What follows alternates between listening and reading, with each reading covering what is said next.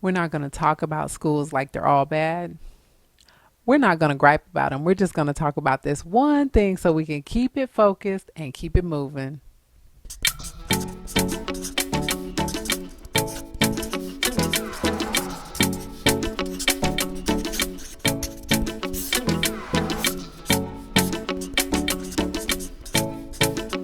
What's up? It's your girl, Dr. Tureka Louis, otherwise known as Dr. Lou, your partner in success and progress. And I help people to boss up in their lives, careers, and businesses. Around here, we use knowledge, understanding, and awareness to get things going. And I just want to talk to you a little bit about the things that people think should be taught in school but are not. If I hear one more time about this is what they need to teach in school, this is the problem with schools today, I'm going to scream. Okay, maybe I'm not going to scream. I hear that a lot. And so what I'm going to do is start out with the few things that people tend to think should be taught in schools, and I'm going to end it with the things that I think should be taught in schools. First of all, people complain all the time about the fact that there are no personal finance classes in school. I don't know about you, but guess what? The school I went to had finance classes. You could take Finance 101 where you learned about personal finance, you learned about investments, you learned about the stock market, and it was a regular public school. It was not a private school or anything elaborate, and they still taught it. I'm of the mindset that you could find that somewhere in a school if you're really serious about it. Now, the challenge is fitting that in along with all of the other things that students need to graduate and what they need in order to go into their potential future career path. That might be where the problem lies, but it is offered.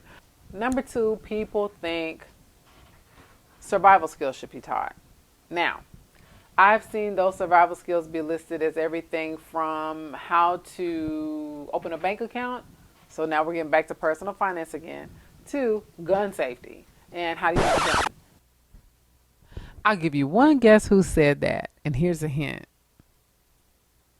They didn't want us to learn about critical race theory. These are examples of things that may never be taught in schools because people aren't going to agree on what should be taught or how they should be taught. Another topic that a lot of people think should be taught in schools is homemaking skills, right? So back in the day, there was home ec, and it still exists in some schools, and it's built into classes in other schools right now.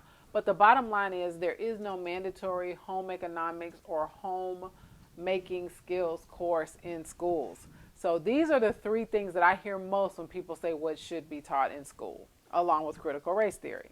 I'm going to share some topics that I think would be a great idea to teach in school. Number one, financial literacy. See, there's a difference between banking and finance and financial literacy. Financial literacy prepares a person to interact with the world and to make solid financial decisions, for them to know the fundamentals. So in addition to what you would get in a Finance 101 class, which is going to lean more heavily toward the stock market, economics, and those sorts of things, you would get the topics and concepts and subject matter that's going to help you to be more financially aware, more financially informed. All right? That's number one, financial literacy. Number two, career planning. Now, students can take courses that help them to plan a career, but it's not required. And I think that the world is filled with people who don't like their jobs. 85% of people hate their jobs.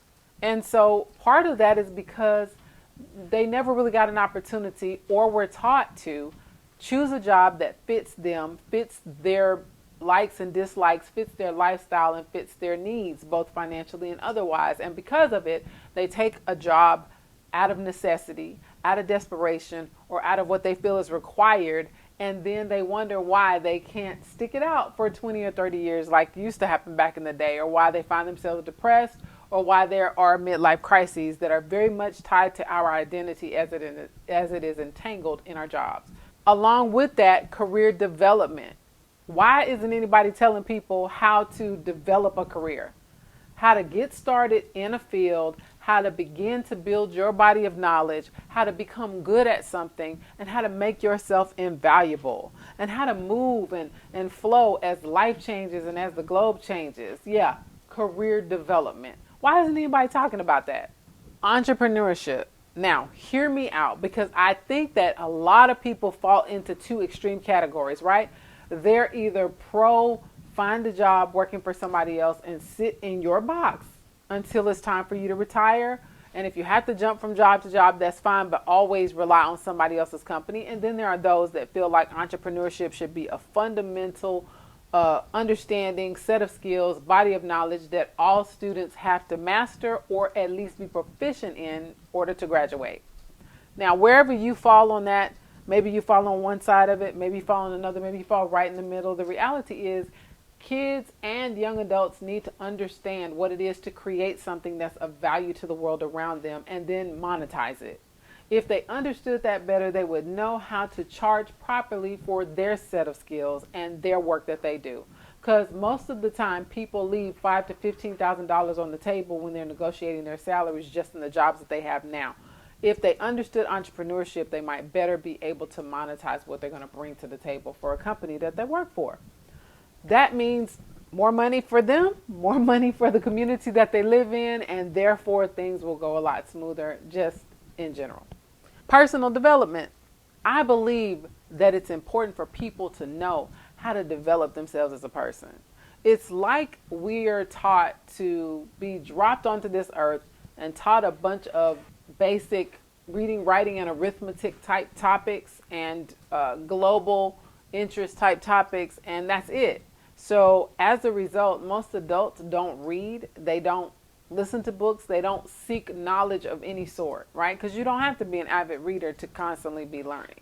But we kind of, once that happens, once we stop learning and get stagnant in our ways, it really is downhill from there, right?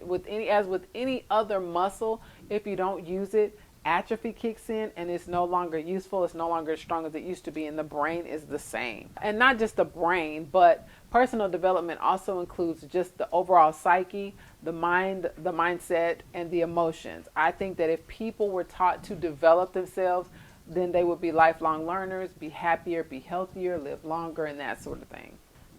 Study skills. I think that study skills should be taught in schools because most kids don't inherently know how to study. Now, a lot of kids will pick it up over time, but to learn how to have solid, strong study skills would definitely make life easier for a lot of students and adults, because we would then know how to teach ourselves what we needed to know in order to become better at our jobs, or to learn to do day-to-day things that maybe we just want to get better at, or to be able to create a skill set that might give us a career that we like more. Learning how to learn is important, and study skills are a part of that. Wrapped up in that study skills is also note-taking. Most students don't know how to take notes. I've seen it time and time again. It doesn't mean they don't take notes. And you can take notes and make good grades and still not be good at taking notes, right? To be efficient at it would require you to be able to do it succinctly, quickly, and in an organized fashion that kind of makes studying and learning easier. So there's a method to the madness. So I've had a lot of parents come to me asking me to teach their kids these things as a tutor, as a consultant, as an education consultant, as a teacher. And then I've taught these things to my kids as a parent. And I can tell you that there is a science to learning. If the principles of that scientific field are applied properly, learning becomes easier and what you learn becomes more useful. So those are just a few things that I think. Of course, it goes without saying, honorable mentions would include relationship dynamics, communication skills, and I'm not talking about communications for the sake of being a communications major, but more so, how do you communicate with the people around you in the world around you? So those are just a few things that I think would be useful in schools, and so I think that they would be a good idea to teach. If you agree with any of these, I want you to drop in the comments and tell me what you think should be taught in schools that currently isn't taught. Also, I want you to let me know if you think it's a good idea to supplement it. Because what I think is, if it's not being done in schools, then as parents, we need to supplement it ourselves. Because the bottom line is we want to make sure that our kids are ready for success. So thank you so much for spending some time with your girl. It's Dr. Tureka Louis, otherwise known as Dr. Lou, your partner in success and progress. I love you. I believe in you. And for now, I am out.